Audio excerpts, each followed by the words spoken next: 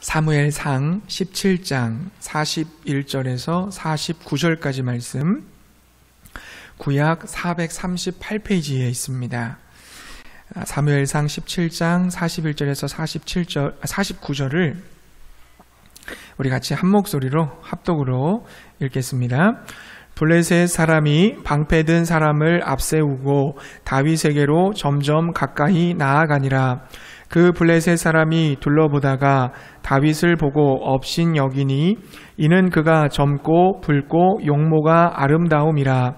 블레셋 사람이 다윗에게 이르되 네가 나를 개로 여기고 막대기를 가지고 내게 나아왔느냐 하고 그의 신들의 이름으로 다윗을 저주하고, 그 블레셋 사람이 또 다윗에게 이르되 내게로 오라. 내가 내 살을 공중의 새들과 들짐승들에게 주리라 하는지라. 다윗이 블레셋 사람에게 이르되 너는 칼과 창과 단창으로 내게 나아오거니와 나는 만군의 여호와의 이름 곧 네가 모욕하는 이스라엘 군대의 하나님의 이름으로 내게 나아가노라. 오늘 여호와께서 너를 내 손에 넘기시리니 내가 너를 쳐서 내 목을 베고 블레셋 군대의 시체를 오늘 공중의 새와 땅의 들짐승에게 주어 온 땅으로 이스라엘에 하나님이 계신 줄 알게 하겠고, 또 여호와의 구원하심이 칼과 창에 있지 아니함을 이 무리에게 알게 하리라. 전쟁은 여호와께 속한 것인즉 그가 너희를 우리 손에 넘기시리라. 블레셋 사람이 일어나 다윗에게로 마주 가까이 올 때에 다윗이 블레셋 사람을 향하여 빨리 달리며 손을 주머니에 넣어 돌을 가지고 물매로 던져 블레셋 사람의 이마를 치매 돌이 그의 이마에 박히니 땅에 엎드러지니라. 아멘. 할렐루야. 네, 오늘도 주님의 이름을 찬양합니다. 오늘 말씀의 제목은 다윗과 골리앗이라는 제목으로 함께 은혜 나누기를 원합니다. 블레셋이 이스라엘과 골짜기를 사이에 두고 서로 진을 치고 있었습니다. 이때 골리앗이라는 거인이 블레셋 진영에서 나와왔습니다. 이 사람은 싸움을 도두는 자라고 합니다. 여러분, 싸움을 도두는 자가 어떤 사람입니까? 요즘에도 깡패 영화 같은 거 보면 나오잖아요. 이쪽 파하고 저쪽 파가 싸울 때 모두 붙어서 싸우는 것이 아니라 각 파에서 제일 잘 싸우는 사람이 대표로 나와서 붙는 것입니다. 그래서 대표로 뽑은 사람이 지면 그 파 전체가 다 지는 거고, 대표로 뽑은 사람이 이기면 그 파 전체가 이기는 겁니다. 이런 대표자가 바로 싸움을 도두는 자입니다. 블레셋에서 나온 이 골리앗이라는 싸움 도두는 자의 겉모습이 우리 사무엘상 17장 4절부터 7절까지 기록이 되어 있습니다. 키가 290cm 정도로 어마어마하게 크고요. 갑옷의 무게만도 57kg이에요. 그러니까 한 사람의 몸무게가 나가는 그 정도의 무게를 입고 있는 거죠.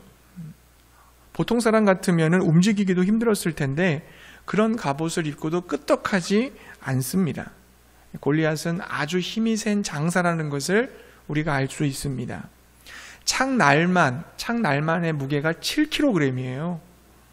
골리앗은 실로 무시무시한 거인이었습니다. 그러니 누가 이 골리앗과 붙으려 하겠습니까? 이스라엘 진영에서는 아무도 나서지 못하고 그저 벌벌 떨고만 있었습니다.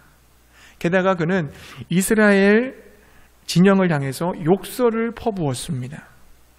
이스라엘 하나님이 누구냐? 나는 블레셋 군대의 최고의 장군이다. 너희는 사울의 노예에 불과할 뿐이지 않느냐? 이스라엘 향해서 조롱과 비방을 계속 퍼부었습니다. 여러분, 저는 이 이스라엘과 블레셋이 대치하고 있는 이 모습에서 교회와 세상이 대립하고 있는 그런 모습을 봅니다. 세상은 어떤 존재예요? 골리앗과 같이 힘과 권력을 가지고 있습니다. 그들이 우리에게 뭐라고 소리를 칩니까? 하나님이 어디 계시냐? 하나님이 정말 너희들을 도와줄 것 같으냐? 인생은 누군가의 도움이 아니라 너 스스로의 힘으로 살아가는 것이다. 그저 열심히 살아라. 성공을 하고 돈 많이 벌고 좋은 직장 들어가서 행복하게 살면 그만이다. 너의 행복과 너의 만족만을 추구해라. 능력만 있으면 얼마든지 더 좋은 세상을 즐길 수 있다. 하나님 같은 거 의지하지 마라. 하나님 필요 없다. 이렇게 교회를 향해서 비방과 조롱을 하고 있는 것만 같습니다. 우리는 근데 거기에 대해서 이렇게 말하고 싶어요. 아니다. 하나님이 살아계신다. 하나님이 복의 근원 되시고 하나님이 복을 베풀어 주실 때만 우리가 그 복을 받을 수 있는 거다. 인생은 내 힘만 가지고는 안 된다. 하나님이 도와주셔야 되고 하나님이 함께함으로 살아갈 수 있는 것이다. 그저 열심히만 사는 게 중요한 게 아니고 어느 방향을 향해서 살아가느냐가 더 중요하다. 나를 위해 내 행복만을 위해 살아가지 않는다. 우리는 하나님 나라와 영광을 위해서 살아간다. 우리 자신에게 주어진 것들을 하나님을 사랑하고 이웃을 사랑하기 위해서 헌신하고 섬기기 위해 우리는 살아가는 거다. 이렇게 우리는 외치고 싶은 거죠. 세상을 향하여 사단을 향하여 우리가 이렇게 선포하고 외치고 싶을 때가 있어요. 그럼에도 불구하고 우리는 가끔씩 세상의 논리와 세상의 방식과 가치를 따라서 살아갈 때가 있더라는 것입니다. 참으로 안타까운 일이죠. 한국교회가 점차적으로 세상을 닮아가고 세속화되어 가고 있습니다. 교회 안에서 돈을 가진 자와 못 가진 자가 차별을 당하고요. 또 여러분, 직분이라는 것은 이제 어느덧 계급이 되어져 버렸고 교회도 돈과 권력과 정치 싸움으로 물들어가는 것만 같습니다. 서로 섬기며 사랑하기보다는 누가 더 크며 누가 더 많이 가졌으며 누가 더 의로운가를 가지고 다투고 있는 것 같습니다. 한국에 있는 많은 교회들이 그렇게 세상의 호령 앞에서 두 손 들고 항복하면서 세상의 가치와 논리를 따라가며 변질되어 가고 있습니다. 이 전쟁의 본질은요, 사탄과 그 권세 아래 살아가고 있는 세상 사람들과 그리고 하나님과 그 권세 아래 살고 있는 교회, 성도와의 싸움인 거죠. 이 싸움에서 중립지대라는 있을 수 없습니다. 회색지대는 없습니다. 한쪽 발, 이쪽 발 이렇게 걸쳐서 양다리 걸칠 수 없다는 말이에요. 여러분은 어느 쪽에 속해야 된다는 거죠. 어느 편이십니까? 우리는 하나님과 교회, 성도의 편에 서서 하나님 나라의 가치와 기준을 가지고 살아야 될 줄로 믿습니다. 우리를 대적하는 그 사단과 세상은 결코 호락호락한 상대는 아니에요. 사탄의 지혜와 능력은 사람의 힘과 능력으로 대항할 수 없는 막강한 것입니다. 그럼에도 불구하고 우리가 이 싸움에서 우리가 이겨야 되지 않겠습니까? 교회와 성도가 이겨야 되잖아요. 승리해야 되잖아요. 세상을 이기신 예수 그리스도의 승리가 저와 여러분의 승리가 되어야 될 줄로 믿습니다. 이스라엘 백성들처럼 나가 싸우지도 못하고 무서워서 벌벌 떨고 있어서는 안 되지 않습니까? 그렇다면 승리의 비결은 어디에 있을까요? 우리가 어떻게 해야 이 세상과 사단의 공격을 물리치고 하나님 나라를 세우고 거룩한 성도의 삶으로 교회의 사명을 감당할 수가 있겠습니까? 그러기 위해서는 세 가지를 여러분 기억하시기를 바랍니다. 먼저 첫 번째 기억할 것이 있어요. 첫 번째는 뭐냐면 세상을 이기는 것은 내 힘과 내 실력으로 안 된다는 겁니다. 세상을 이기는 것은 내 힘과 내 실력으로 안 된다는 것을 우리는 기억해야 돼요. 블레셋의 대표자는 골리앗이에요. 골리앗의 출신이 어디입니까? 여러분 4절 말씀에 가보면 가드 사람이라고 돼 있어요. 가드는 블레셋 지중해 해변의 아주 작은 도시입니다. 이 도시가 어디에 등장하냐면요, 여호수아 11장 22절에 등장을 해요. 이스라엘 자손의 땅에는 아낙 사람들이 하나도 남지 아니하였고 가사와 가드와 아스도네만 남았더라. 여호수아 11장 22절입니다. 하나님께서 여호수아에게 가나안 땅을 정복하라고 했을 때 그 가나안 땅의 7 족속을 다 몰아내라고 말씀하셨어요. 왜냐하면 그 가나안 족속들은 바알과 몰렉과 같은 우상을 섬기고 있기 때문에 그들을 남겨두게 되면 그들이 너에게 올무가 되어서 너희들도 하나님을 버리고 우상 숭배에 빠질 수밖에 없다. 그러니까 모든 가나안 7 족속 철저하게 다 진멸시켜라, 이렇게 명령을 하신 거예요. 그런데 여호수아가 가나안을 점령하는 과정 속에서 가사, 가드, 아스돗이라고 하는 블레셋의 이 세 도시에 안악 자손을 남겨놓았다는 것입니다. 즉, 다 진멸하지 않고 우상 숭배하는 가나안 민족을 남겨두었다는 거죠. 그런데 여러분, 이 세 마을은요, 지중해 그 연안 지역에서 굉장히 작은 마을이에요. 아주 작은 마을. 비율로 따지자면 98대 2 정도로 아주 조그만한 마을이에요. 이 마을은 뭐 그게 위협도 안 되고 위기 상황도 일어나지 않는 그런 마을이었습니다. 그런 지역이에요. 이런 작은 마을에 가나안 족속 조금 산다고 해도 별 문제되지 않을 것으로 여겼던 거죠. 이스라엘은 이 정도의 사람들은 남겨놔도 괜찮아. 별거 아니야. 우리 힘으로 얼마든지 통제할 수 있어. 얼마든지 컨트롤할 수 있어. 충분히 우리 힘으로 가능해. 이스라엘은 자신들의 힘과 실력을 더 믿었기 때문에 하나님의 명령에 불순종한 것입니다. 그렇게 전쟁이 끝나고 평화가 오는 것 같았어요. 근데 여러분, 그 남겨진 땅에서 무서운 열매가 맺히기 시작합니다.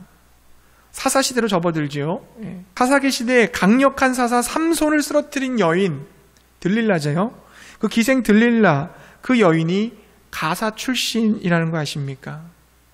들릴라의 유혹으로 인해서 이스라엘의 최고 사사였던 삼손의 눈이 뽑히고 머리가 잘리는 치욕을 경험하게 됐어요. 그리고 사무엘서로 넘어오게 되면요, 블레셋과의 전투에서 법궤가 빼앗기잖아요.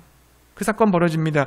이스라엘의 최고의 영광인 하나님의 언약궤, 그 법궤가 블레셋에게 빼앗겨서 그 법궤가 어디로 이동을 해요? 그 약한 도시라고 알았었던 아스돗이라고 하는 도시에 옮겨지게 됩니다. 작게 여겼던 그 도시에 빼앗긴 언약궤가 머물게 돼요. 그리고 오늘 본문에 이스라엘을 조롱하는 블레셋 장군, 어디 사람이라고 그랬어요? 가드 사람입니다. 이스라엘 백성이 자신의 힘과 실력을 믿고 이 정도는 괜찮아. 이 정도는 내가 충분히 컨트롤할 수 있어. 우리 힘과 실력으로 충분히 다룰 수 있어 라고 믿고 남겨두었던 아주 작은 도시들로 인해서 이스라엘은 지금 말할 수 없는 실패와 낭패를 당하게 된 것입니다. 역사는 참 무섭습니다. 하나님의 법칙은 정확해요. 심는 대로 거둔다. 이 법칙이 그대로 또 적용되고 있지 않습니까? 골리앗은요, 이스라엘을 지금 비웃고 있는 거예요. 너희들이 믿었던 너희들의 그 힘, 실력 가지고 온 결과를 한번 봐라. 그 얼마나 무가치하고 무기력한지 너희들 잘 봐라. 너희들의 모습이 얼마나 무가치하고 무기력한지 잘 봐라. 이게 여러분 사단의 전략이에요. 걔네들의 전략이 뭡니까? 그래, 세상의 방식대로 살아라. 세상의 가치관이 옳다. 그렇게 우리를 동화시킨 다음에, 유혹한 다음에 우리가 세상에 깊이 빠져버리면 어떻게 됩니까? 이제 우리를 비웃기 시작하는 거죠. 참소하기 시작합니다. 네가 그러고도 하나님 나라 백성이냐? 네가 그리스도인이냐? 너 그렇게 하나님 배신하고 네 입만 믿고 살다가 이렇게 된 거 아니냐? 불순종하더니 꼴 좋다. 이게 사탄의 전략이에요. 하나님도 너를 용서하지 않을 거야. 이 무지막지한 말로 욕하고 참소하는 것입니다. 이스라엘 백성들은 가나안 땅의 그 평화의 논리, 이 평화가 힘의 논리, 실력의 논리로 될 것이라고 착각했던 거예요. 그러나 여러분, 평화라는 것은 칼과 총에 있는 것이 아닙니다. 세상을 이기는 것은 나의 힘과 실력에 있지 않다는 것입니다. 어떤 분야에서 굉장히 두각을 나타내고 또한 천재적인 소질을 드러내는 명망가의 이력들을 살펴보다 보면요, 그 분야를 전공해서 공부한 사람들이 그렇게 많지 않다는 것을 우리가 알게 돼요. 그럼 박수근 화가 같은 분은 집안이 몰라 그래가지고 미술 공부 제대로 한 번도 해본 적이 없는 사람이었어요. 그러나 그가 죽은 다음에 후세대들이 그의 그림의 가치를 알아보았습니다. 그림 한 점에 한 45억 정도 할 정도로 팔릴 정도로 엄청난 화가가 됐죠. 서양에서도 천재 화가들은 비전문가들이 많다고 합니다. 그리고 종교적으로도 보면 찰스 스펄전 목사님은 그 당시 황금의 입이라고 불릴 정도로 1800년대 주일날 5,000명, 6,000명이 되는 사람들이 그분의 설교를 듣기 위해 몰려들었어요. 근데 여러분, 찰스 스펄전 목사님 뜻밖에도 신학 공부를 하지 않았다고 합니다. 그러나 아직도 영어권에서 그런 설교자가 안 나온다고 그러죠. 유명한 강해 설교자였던 마틴 로이드 존스 목사님, 많은 설교자들이 그분의 강해를 인용하는데요, 그분은 원래 영국의 왕궁 의사였습니다. 의사예요, 의사. 근데 역시 놀랍게도 신학 공부를 하지 않았다고 그러죠. 세계적인 전도자 D.L. 무디 목사님, 그의 과거는 너무나 초라했습니다. 초등학교 졸업이 학력의 전부였고 친구들에게 놀림도 많이 당했습니다. 너처럼 희망 없는 사람이 또 있겠냐? 네가 우리 친구라는 게 부끄럽다. 막 이런 놀림을 당했다는 거예요. 무디는 늘 고독했고 교회에서도 주목받지 못했고 성경도 혼자 못 찾았고 누가 도와줘야 되고, 그리고 신학 공부하려고 성경학교를 찾아갔는데 그 성경학교에서 거절당했습니다. 너는 신앙교육이 미흡하다. 우리 학교에서 받아줄 수 없다. 그랬어요. 그러나 여러분, 하나님께서는 그런 부족한 D.L. 무디 목사님을 쓰셨습니다. 하나님은 그를 19세기 미국을 변화시킨 위대한 전도자요 설교가로 사용하셨음을 믿으시기 바랍니다. 여러분, 오해하지 마시기 바라요. 저는 여러분에게 어떠한 노력도 하지 말라고 말하는 것이 아닙니다. 자신의 힘과 실력이 전부가 아니라는 것을 말씀드리는 것입니다. 절대로 내 힘과 능력과 경험과 지혜만을 가지고 이 세상에서 살아갈 수 없고 이 세상을 변화시키고 이 세상을 이길 수 없다는 거 여러분 기억하시기 바랍니다. 여러분, 사울과 그의 군대를 보세요. 그들 나름대로 지금 다 무장하고 있어요. 전쟁 준비하고 있어요. 무기도 다 갖추고 있어요. 힘도 있어요. 근데 그들이 가진 그걸 가지고 골리앗 앞에서 어떻게 하고 있습니까? 부들부들 떨고 있잖아요. 두려워서 숨는 것밖에 할 수 없는 거예요. 사랑하는 성도님들, 우리가 세상을 이기기 위해서 절대로 나의 실력과 힘만으로 안 된다는 거 여러분 기억하시기 바랍니다. 그럼 어떻게 세상을 이길 수 있을까요? 어떻게 세상을 이길 수 있을까요? 둘째로 여러분 기억하실 게 있어요. 둘째로, 세상을 이기는 것은 하나님의 힘과 능력으로 된다는 것을 여러분 기억하시기 바랍니다. 세상을 이기는 것은 하나님의 힘과 능력으로 가능하다는 거죠. 여러분, 이런 상황 가운데서 다윗이 등장을 합니다. 다윗은 군인이 아니에요. 그는 목동이었습니다. 그가 전쟁터에 온 이유가 뭡니까? 아버지 이새가 형들 지금 잘 지내고 있는지 한번 살펴보고 그들에게 음식을 갖다 주어라라는 심부름 때문에 왔어요. 다윗은 아직 군인으로 나갈 정도로 성장하지도 못했고 양이나 치며 아버지 심부름하는, 또 집안에서도 별로 그렇게 인정받지 못하는 그러한 막내 아들이었습니다. 그런 그가 전쟁터에 나가서 하나님의 이름을 모독하는 말을 듣게 되는 거죠. 아니, 저놈이 사람을 무시하는 것은 그렇다 치더라도 감히 우리 하나님을 모독해? 정신이 번쩍 든 다윗이 사울왕 앞으로 저벅저벅 걸어나가요. 왕이시여, 제가 저놈과 싸우겠습니다. 그런데 사울이 볼 때 다윗은 아무리 봐도 안 될 것만 같은 거예요. 어느 정도 엇비슷해야 싸움이 되는 건데 다윗은 지금 소년입니다. 어린아이예요. 골리앗과 비교하면 어때요? 애기예요, 애기. 그러나 사울은 골리앗과의 대결을 승낙을 하죠. 다윗에게 자신의 갑옷을 입힙니다. 입히고 나니 너무 큰 거예요. 완전히 독보자로예요. 그래서 다윗은 그 갑옷을 벗습니다. 이렇게 다윗이 나가기는 하지만 사울 역시 다윗이 이길 것이라고 기대하지는 않았을 것입니다. 누가 보더라도 이거는 거의 확률적으로 이길 수 없는 싸움이기 때문이었어요. 이제 다윗은 손에 물매를 가지고 블레셋 사람에게로 나옵니다. 그리고 나서 골리앗은 젊고 붉고 용모가 아름다웠던 다윗을 보면서 업신여기면서 이렇게 말했죠. 우리 43절부터 44절 읽어보겠습니다. 사무엘상 17장 43절 44절 블레셋 골리앗의 말이에요. 같이 읽어보겠습니다. 블레셋 사람이 다윗에게 이르되 네가 나를 개로 여기고 막대기를 가지고 내게 나아왔느냐 하고 그의 신들의 이름으로 다윗을 저주하고 그 블레셋 사람이 또 다윗에게 이르되 내게로 오라 내가 내 살을 공중의 새들과 들짐승들에게 주리라 하는지라. 아멘. 하지만 다윗은 골리앗에게 이렇게 외칩니다. 45절과 47절 보시면 이렇게 말하죠. 다윗이 블레셋 사람에게 이르되 너는 칼과 창과 단창으로 내게 나아오거니와 나는 만군의 여호와의 이름 곧 내가 모욕하는 이스라엘 군대의 하나님의 이름으로 내게 나아가노라.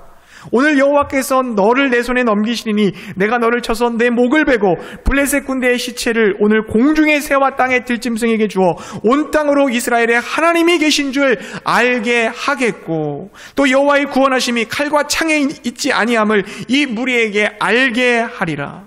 전쟁은 여호와께 속한 것인즉 그가 너희를 우리 손에 넘기시리라. 얼마나 이 담대합니까? 전쟁은 칼과 창에 있지 않아. 내 힘과 실력에 있는 게 아니야. 하나님이 나와 함께 하시는 거에 있는 거야. 하나님이 너를 이기게 하실 거야.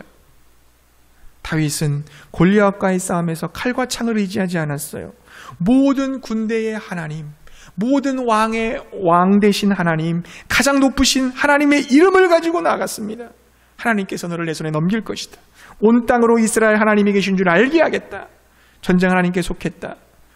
할렐루야. 여러분 얼마나 멋있습니까? 담대하지 않아요? 우리가 이렇게 하나님의 이름을 갖고 세상에 나갈 때 담대하게 나가야 될 줄 믿습니다. 그렇습니다. 세상이 우리들 앞에 보여주는 것들보다 만군의 여호와 하나님이 더 크고 강하시다는 거 믿으시기 바랍니다. 승패는 하나님의 힘과 능력에 있는 줄로 믿습니다.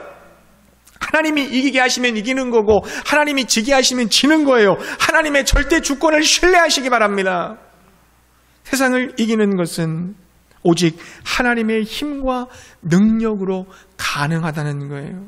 이 싸움의 결과 49절에 보니까 다윗이 던진 그 물매에 골리앗이 쓰러지고 다윗이 달려가서 골리앗의 목을 베고 그러니까 백성들이 막 달려와서 블레셋을 물리치고 대승을 거두게 되었음을 믿으시기 바랍니다. 할렐루야. 여러분 성경을 보세요. 출애굽한 이스라엘 백성들과 모세가 홍해를 가르고 애국 군대를 수장시킨 거 하나님의 능력 아니었습니까? 여호수아가 여리고성을 무너뜨리고 아이성을 무너뜨린 것도 역시 하나님의 힘 아니었습니까? 기드온과 300용사가 미디안 군대를 물리친 것도 역시 하나님께서 하신 것이요. 여호사밧이 아람을 물리친 일도 히스기야가 사네립 군대를 물리친 일도 모두 다 하나님의 역사요, 하나님의 능력이요, 하나님이 주신 승리라는 것을 믿으시기 바랍니다. 우리가 살면서 종종 어려운 환경과 문제에 봉착했을 때 지금 이렇게 힘든 것은 이러저러한 문제 때문이라고 우리는 속단할 때가 있습니다. 하지만 여러분 깊이 들어가 보면 문제의 본질은 환경에 있는 것이 아니라 내가 하나님을 의지하고 있는가, 내가 하나님을 의지하지 않고 있는가 하는 점에 있다는 것을 알게 돼요. 주님의 성령이 나와 함께 하시고 있는가, 그렇지 않는가의 문제라는 것입니다. 거대한 골리앗 앞에서 사울은 바들바들 떨고 있습니다. 왜요? 그에게는 하나님의 힘과 능력을 의지하려는 믿음이 없었기 때문이에요. 골리앗이 힘이 센가 안 센가 문제가 되지 않아요. 문제는 뭡니까? 사울에게서 하나님의 신이 떠났다는 데 있는 겁니다. 그게 중요한 거죠. 베드로가 계집종 앞에서조차 예수님을 모른다고 부인하고 심지어 저주까지 했어요. 베드로가 그렇게 한 가장 중요한 이유는 뭡니까? 계집종이 등장했기 때문이에요. 그때 베드로의 믿음이 약해졌기 때문이에요. 만약 베드로의 믿음이 강했다면, 주님을 의지하고 신뢰했다라고 한다면 예수님을 부인하며 저주하지는 않았을 것입니다. 하나님의 힘과 능력을 믿지 못했을 때 자기의 힘과 능력을, 자기의 안전을 자기 힘으로 확보하려고만 했을 때 베드로는 그 연약한 계집종 앞에서도 예수님을 부인했던 것입니다. 하지만 여러분, 베드로가 성령 충만을 받으면 어떻게 됩니까? 베드로가 성령 충만을 받자 믿음이 생기고 하나님의 힘과 능력을 의지하게 되자 어떻게 돼요? 자기의 생명이 죽을지도 모르는 상황 앞에서, 하나님 앞에서 너희 말 듣는 것이 하나님 말씀 듣는 것보다 옳은가 너희들이 판단하라. 나는 보고 들은 것을 말하지 않을 수 없다. 생명을 내걸고 담대하게 말하잖아요. 분명 같은 사람 베드로예요. 사람은 달라지지 않았어요. 근데 여러분, 그 안에 하나님을 향한 믿음이 생기고 성령님이 거하시니까 이렇게 다른 행동이 나오는 겁니다. 그러므로 사랑하는 성도님들, 하나님의 힘과 능력을 의지하시기 바랍니다. 하나님을 향한 믿음을 가지세요. 내 인생의 성패는 내 힘과 능력이 아니라 하나님의 힘과 능력에 있다는 사실을 기억하시기 바랍니다. 늘 그래서 성령의 충만함을 받고 성령의 사람으로 사시기 바랍니다. 믿음으로 사시기 바라요. 그때 비로소 세상과 사단의 공격 앞에서 우리는 넉넉하게 승리하게 될 줄 믿습니다. 그렇게 하나님의 능력과 힘을 의지하기 위해서 우리가 세 번째로 기억할 게 있죠. 마지막 세 번째 기억할 게 뭡니까? 이제 우리는 신앙의 성숙을 위해서 살아가야 된다는 겁니다. 신앙의 성숙을 위해 살아가야 되는 거예요. 소년 다윗이 거대한 골리앗과의 이 골리앗과 싸우려 나가려고 했던 그 용기, 어디서 나온 겁니까? 또한 내가 반드시 승리할 거라고 하는 그 확신, 어디에 근거한 확신입니까? 여러분, 34절부터 37절에 답이 나와 있지요. 요약하면 이런 내용이에요. 사자나 곰이 양의 새끼를 물어갔을 때 그 새끼를 구하기 위해 그것을 쳐 죽인 경험이 다윗에게 있었다는 겁니다. 그런 승리를 주신 분이 누구라고 고백을 해요? 37절에 보게 되면요, 여호와께서 나를 사자의 발톱과 곰의 발톱에서 건져내셨다. 이렇게 여호와께서 나를 건져내셨다 고백을 하죠. 다윗의 삶 속에는요, 하나님을 의지함으로 승리했던 경험들이 많이 있었어요. 다윗은 반복되는 그 일상 속에서 하나님을 의지하는 법을 배웠던 겁니다. 하나님을 늘 만나요. 하나님과 늘 동행을 해요. 하나님을 늘 찬양을 해요. 하나님의 말씀에 순종으로 나아가요. 하나님의 도움을 받고 하나님으로부터 승리를 얻게 돼요. 이런 경험들이 계속 쌓이는 거예요. 그런 경험들이 다윗의 믿음을 더욱 강하게 만들어준 겁니다. 사랑하는 성도님들, 세상과 사단의 유혹과 공격에서 승리하려면 우리가 어디에 집중해야 될지 답이 나오지 않습니까? 정말 우리가 어디에 집중하고 살아야 될 것인가? 반복되는 우리의 일상 속에서 뭐에 내가 우선순위를 두고, 뭐에 가치를 두고, 뭐에 더 관심을 둬야 되는가? 뭐에 더 마음을 쏟아야 돼요? 세상 일도 열심히 해야죠. 소홀히 할 수 없습니다. 그러나 우선순위를 둬야 될 일이 있어요. 그게 뭐냐? 하나님과의 관계인 줄로 믿습니다. 거기서 승패가 다 나는 거예요. 세상 일 열심히 하다가 좀 시간이 나면 이제 좀 하나님 관계에 좀 신경 써야지, 이런 게 아니라 가장 먼저 가장 소중하고 귀한 시간을 하나님께 드리시기 바랍니다. 하나님을 정말 최우선순위로 여기고 하나님을 가장 귀하게 섬겨드리는 거, 그게 하나님이 기뻐하시는 일이죠. 우리가 하나님과의 관계에서 집중한다는 게 뭐예요? 그것은 하나님과 관계가 더 끈끈해지는 거죠. 하나님과 개인적인 삶의 이야기가 있다는 거예요. 개인적인 스토리가 있다는 거예요. 공식적인 자리에서 하나님 만나는 게 아니에요. 여러분, 우리가 공식적인 자리에서 만나면은 그 사람을 잘 알지 못해요. 하지만 비공식적인 자리, 같이 여행을 가고 밥을 먹고 같이 취미 생활을 하고 이런 활동을 하다 보면 어떻게 돼요? 그 사람하고 가까워지고 스토리, 이야기가 있잖아요. 그 사람하고 친밀했던 좋은 추억이 있잖아요. 하나님하고 그렇게 돼야 되는 거예요.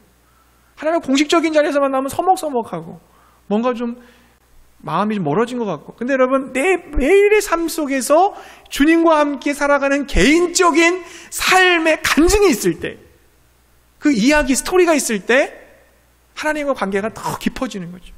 믿음이 더 강해지는 겁니다. 다윗은 그런 사람이었어요. 여러분, 이게 다른 말로 말하면 신앙의 성숙이라고 얘기하는 거예요. 하나님과 더 깊은 관계로 들어가는 게 신앙의 성숙이잖아요. 그러므로 사랑하는 성도님들, 신앙의 성숙을 목적으로 살아가시기 바랍니다. 거기서 우리 인생의 승패가 나기 때문에 그래요. 내 신앙이, 내 영성이 과연 자라나고 있는가, 새로워지고 있는가, 내 신앙의 성숙을 점검해 보시기를 바랍니다. 그러기 위해서 여러분, 우리가 예배 생활, 말씀과 기도 생활, 찬양 생활, 전도 생활 최선을 다해서 해야죠. 히브리서 4장 16절 말씀 이렇게 기록합니다. 그러므로 우리는 긍휼하심을 받고 때를 따라 돕는 은혜를 얻기 위하여 은혜의 보좌 앞에 담대히 나아갈 것이니라. 때를 따라 돕는 은혜를 얻기 위하여. 우리 주님의 도움이 언제 필요해요? 날마다 필요합니다. 날마다 주의 도움 없이 어떻게 살아요? 수시로 필요합니다. 그래서 때를 따라 돕는 은혜를 얻기 위하여 은혜의 보좌 앞에 담대함으로 나와라 그랬어요. 우리가 담대할 수 있는 이유, 내가 뭘 잘해서가 아니라 예수님이 흘려주신 그 보혈의 공로, 예수님이 보여주신 그 사랑과 은혜, 그걸 의지하고, 그래서 죄와 허물의 누더기를 뒤집어 쓰고 주님께 나아갈 수 없지만, 우리의 공로로 주님 앞에 나아갈 수 없지만 오직 주님의 은혜와 긍휼, 그 사랑으로 주님 앞에 나아갈 수 있는 거잖아요. 그렇게 주님께 나아가면 주님 도와주세요. 제 힘으로 안 돼요. 제 힘으로 못해요. 주님의 도움이 필요해요. 성령님을 부어주시고 우리를 일으켜 세워주시고 우리의 기도에 응답해 주시고 문제를 해결해 주실 줄로 믿습니다. 하나님은 우리의 그 마음을 원하시는 거예요. 정말 하나님을 사랑하고 하나님을 의지하는 그 다윗과 같은 그 순전한 마음. 그러므로 여러분, 주님 앞에 목숨 걸고 나아가세요. 정말 주님을 의지하시기 바랍니다. 하나님의 도우심을 받게 될 줄 믿습니다. 또 한 가지 말씀드리고 싶은 것은, 이 다윗이요, 물맷돌을 잘 던졌잖아요. 물맷돌이라는 게 뭡니까? 자기의 양떼들을 지키기 위한 거였잖아요. 얼마나 많은 물맷돌을 던져봤겠어요. 여러분, 우리가 이 다윗이 그 물맷돌을 잘 던질 수 있었던 것은 그만큼 거기에 능숙했다는 거죠. 열심히 했다는 거예요. 자기의 맡겨진 사명을 잘 감당했던 겁니다. 다윗이 내가 이스라엘 나라의 왕이 돼야 되겠다, 큰 높은 자리에 앉아야 되겠다, 그런 야망과 성공을 꿈꿨습니까? 그냥 아무도 알아주지 않고 별로 관심받지 못하는 삶의 일상이에요. 누구도 그 삶을 들여다보지 않았어요. 하지만 다윗은 하나님 앞에서 나에게 맡겨준 일을 최선을 다해서 성실하게, 누가 보든 안 보든 열심히 감당했던 거예요. 그 성실함이, 그 충성스러움이 하나님이 그걸 보고 계셨던 겁니다. 하나님께 인정을 받은 거예요. 그래서 다윗이 왕이 된 거 아닙니까? 우리도 마찬가지예요. 우리의 신앙의 성숙이 뭡니까? 내게 맡겨준 거를 그냥 최선을 다해서 하는 거죠.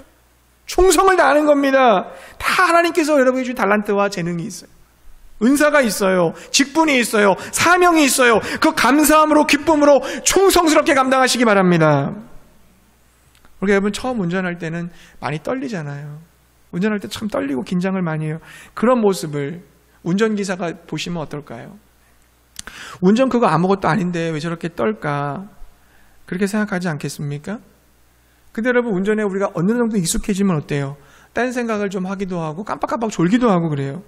그러니까 자꾸 운전하다 보니까 편해지는 거죠. 마찬가지입니다. 악기도 마찬가지예요. 잘 못하지만 계속 하다 보면 편해지는 거예요. 그러니까 자꾸 하다 보면 어려운 악보도 연주할 수 있게 되는 거죠. 주님의 일도 마찬가지라고 봅니다. 처음에는 어려워요. 처음에는 힘들어요. 불편해요. 하지만 그럼에도 불구하고 열심을 내는 거죠. 그래서 주님의 일을 많이 경험하다 보면 익숙해지는 겁니다. 잘하게 되는 거예요. 뺀질이 성도들은 손해를 많이 보는 겁니다. 남들은 그 신앙의 깊은 경험을 쌓을 때 그 경험 하나도 못하는 거죠. 남들은 막 사자, 곰을 때려잡는데 자기는 개 한 마리도 못 잡는 거예요. 마태복음 13장 12절 주님의 말씀은 진리예요.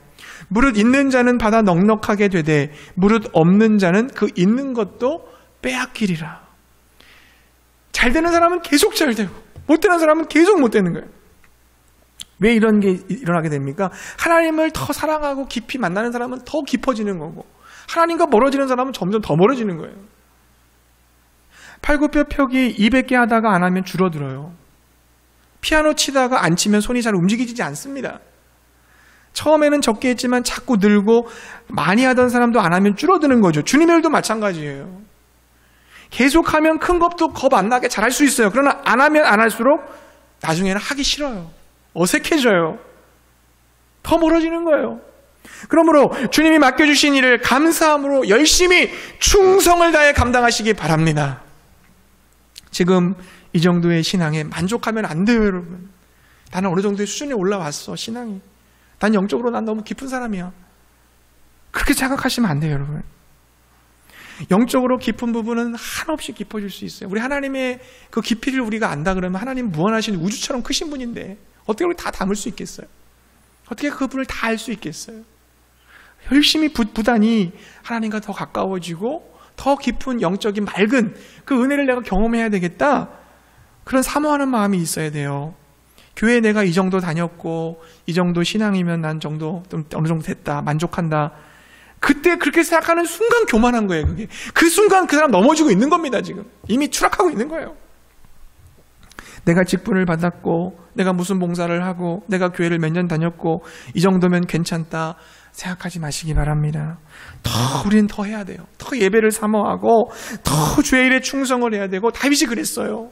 그는 정말 예배자였고 맡겨진 사람에게 충성을 다했고 한없이 더 깊은 영적 세계를 경험하면서 아름다운 시편들을 짓지 않았습니까?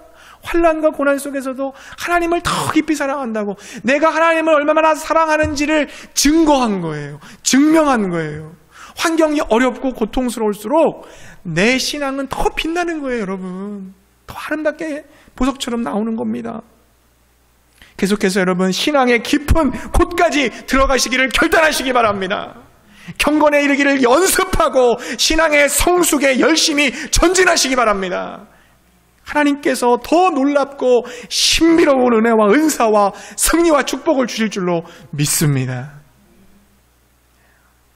말씀을 정리합니다. 사탄과 그의 추종자인 세상과의 전쟁 속에서 무기력하게 패하고 사탄 마귀의 비방과 참소에 노란하지 않기 위해서는 우리의 힘과 실력을 믿지 마세요. 열심히 우리가 살아가야 되겠지만 그것 가지고는 안 된다라는 것을 꼭 여러분은 기억하셔야 돼요. 그러기 위해서 우리는 뭘 해야 돼요? 하나님의 힘과 능력을 믿어야 됩니다. 결정권자, 주권자, 모든 것을 섭리하시는 분은 하나님이세요. 그러니까 하나님이 어떻게 하시느냐에 따라 달려있다는 거죠. 그러니까 우리는 뭘 해야 됩니까? 신앙의 성숙에 포커스를 맞춰야 돼, 살아가야 되는 거예요. 내 힘과 실력을 쌓는 것에 노력하는 것도 물론 필요하지만 그것보다 더 내 신앙의 성숙을 위해서 우선순위와 가치를 거기에 두시기를 바랍니다. 왜요? 이 싸움의 성패가 하나님께 달려있기 때문에, 주님을 향한 믿음과 순종에 달려있기 때문에, 그분을 의지할 때 승리할 수 있기 때문인 것입니다. 예배를 다시 한번 내가 재정립하고 내가 기도 생활을 다시 한번 철저하게 하나님 앞에 드리고 주의 일에 충성을 하면서 그렇게 여러분 살아가실 수 있기 바랍니다. 세상의 빛과 소금으로 세상 사람들을 사랑하고 또 그들을 섬기며 봉사하며 내 것을 나누면서 살아갈 때 하나님이 우리를 도와주실 것입니다.